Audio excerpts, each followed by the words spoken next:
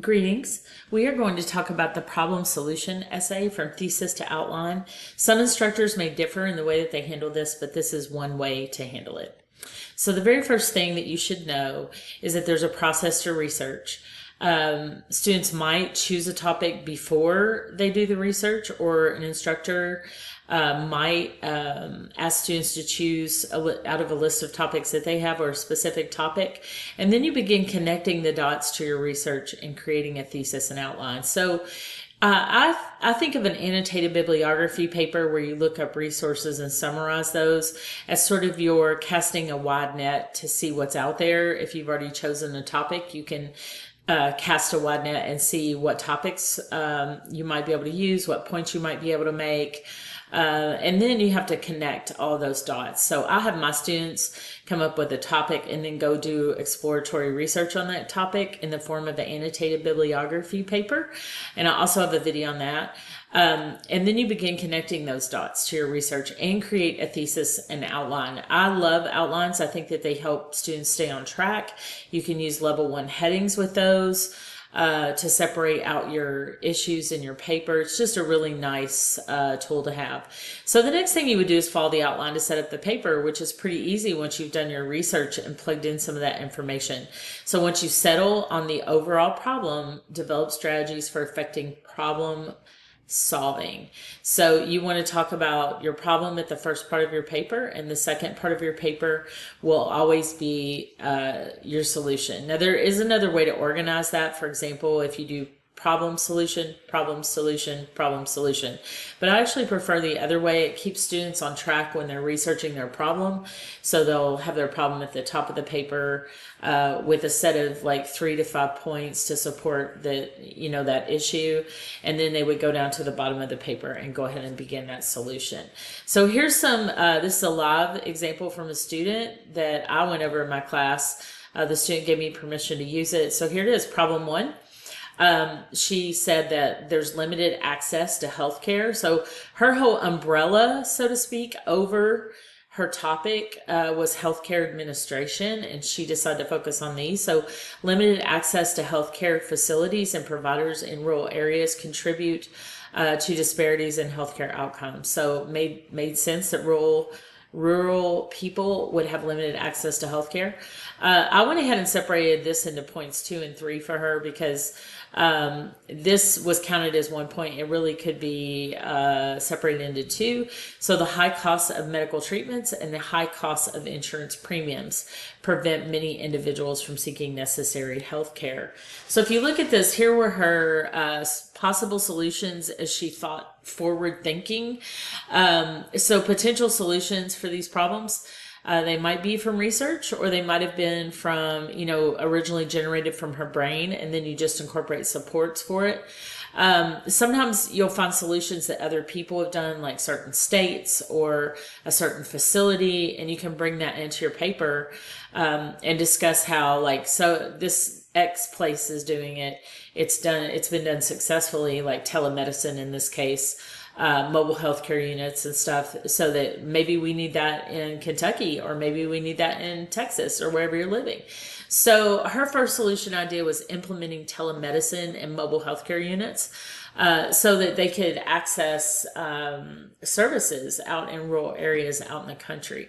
So solution idea 2 and 3, policy reforms, was one of her ideas, focusing on healthcare affordability and insurance coverage. So that would be addressing that overall systemic issue of high costs of medical treatments and high costs of insurance premiums.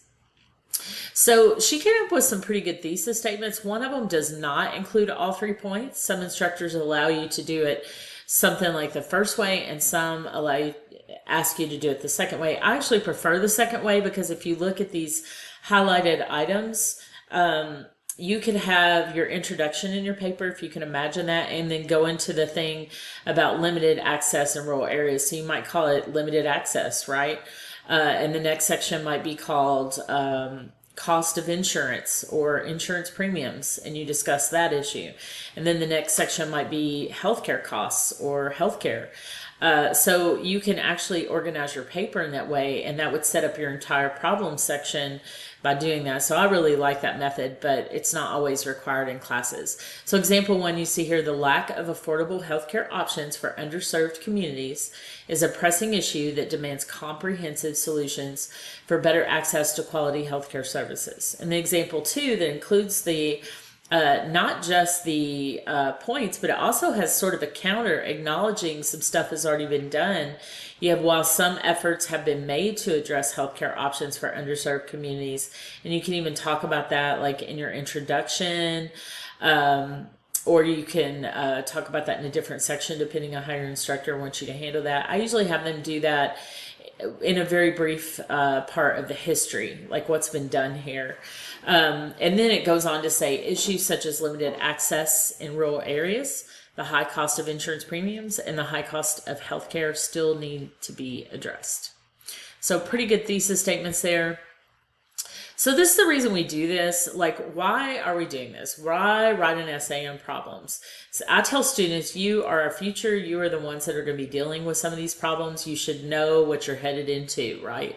So writing an essay on the problems, people may not be aware of the problem or the extent of the problem that you're covering in your paper. It's very good to be informed as a citizen, as another student, whoever's reading your paper. And one day you may be writing stuff like this for professionals, other professionals. So the next thing is that you can offer creative solutions that maybe haven't been explored or pursued fully. So you're talking about that synthesis, the idea of synthesis, where you're putting all the research together and going, well, I think I have an idea. Also, on the other side, you'll see describing the solutions with research to see if any solutions have been implemented already. So that's part of what's coming up in your paper once you get that problem section done. And of course, having brainstorming sessions, thinking about your ideas for solutions is always very helpful. Okay, so outlining your paper and the information in your paper, I think this is one of the most important things you can do to write an essay. And in this section, we're only going to cover the first part, the problem part, and then another video is done on the second part. So the overall introduction will include the main components below, and this is how I set up mine in class to help students organize. So in their introduction, they're going to start with something. A hook is what we call that, where it grabs the reader's attention. It might be a quote, a statistic, maybe some other thing like a case study about a certain patient or a certain group, or just something that kind of gets that reader in there. The second part is background information. Sometimes the introduction could be up to 2 paragraphs because you really want, and in longer papers, of course, it could be a lot longer, but you want to make sure that you do a pretty good job of providing context about the problem. That might be the historical background of that. So if you're talking about healthcare that we were talking about, in the thesis statement where we talked about, while some efforts have been made to address healthcare options for underserved communities, that might be actually talked about in that section of your introduction and your background information, like what has been provided in the past. You also might include, this is where you would do the definitions. If the reader needs to know, what are those definitions of things that I might not understand when I read this? And then, of course, that thesis statement is so important. Now, in advanced writing, the thesis statement might not be the last thing, but in my class, I really like that to be either the last part of the first paragraph before you start talking about a bunch of history stuff, depending on how you organize it, or the last part as you go into the paper, because it really sets up the mood, right? The tone, everything about the paper. It's actually your first outline is your thesis statement. So the overall problem, the outline and paper information part of the problem analysis is here, and you can see kind of some of the stuff that's included. So you'll describe the problem. You provide detailed information about the problem, including its causes, effects, and why it's important, that significance piece. I tell students 3 to 5 issues related to the problem. So if you look at, again, if we go back and we look at the actual thesis statement here, you can see where access to rural areas, these are going to be your sections. So here's the 3 points, right, of your organization of the body part of your paper. And then present evidence, use data, statistics, and examples to support the severity of the problem. So you really want to really establish that this is clearly an issue. And that's really what your whole goal is at the beginning of this paper. So if you could divide this paper in two, it would be a paper about your problem, and then it would be a paper about the solutions to your problems. So discuss challenges, identify any obstacles or challenges that make solving the problem difficult. Now, what I tell students is organize this by each problem. So those 3 points you saw in the thesis, the first one you would organize and include this information from top to bottom. Then you go to the next one. And usually these are a series of paragraphs. For example, one of my English classes has to write a 10-page paper.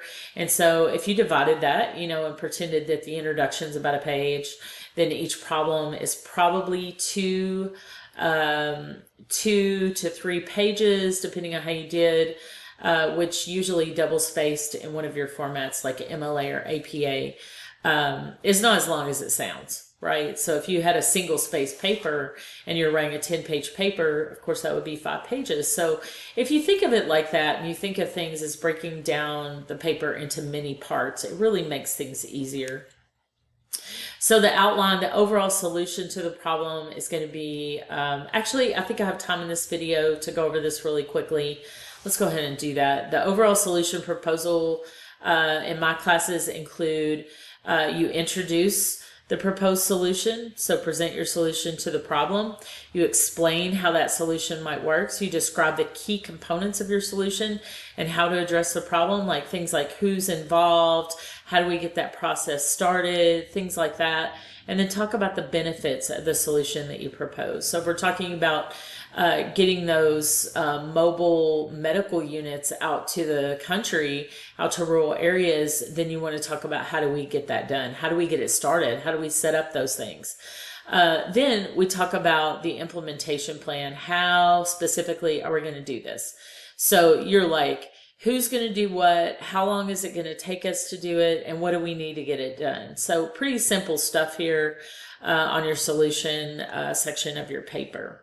And since you're writing like the problem and the solution, it makes the paper actually slightly different. So if you're thinking like, say you wrote a solution page of information for each problem, right? So you've got your whole problem section, you've got your introduction, problem 1, problem 2, problem 3, and you flow into your solutions, solution 1, 2, 3, and conclusion. You can see how that would easily make a 10-page paper. So really is not as hard as people make it out to be.